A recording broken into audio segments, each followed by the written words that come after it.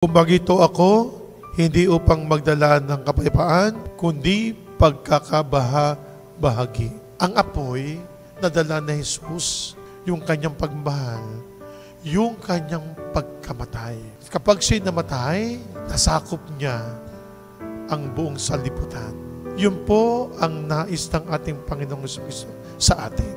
Ang siya ay mahalin, unang mahalin ang ating Panginoong Diyos. Ang ating Panginoong Jesucristo, ang ating Amang nasa langit, ating mahalin. Unahin niyo muna ako. Isunod niyo lamang ninyong mahalin ang iyong mga magulang, ang iyong kapitbahay, ang iyong mga gawa. Ang nais iparating ng Diyos, ng ating Panginoon, ang ating Panginoong Jesucristo, yung pag-ibig na nagmumula sa ating Amang nasa langit.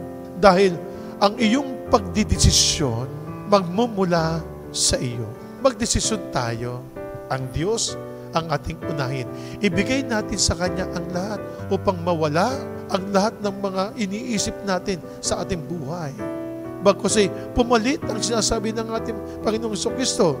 Ito ang naglalagablab kong pagmamahal. Ito ang mainit kong pagmamahal. Tanggapin ninyo.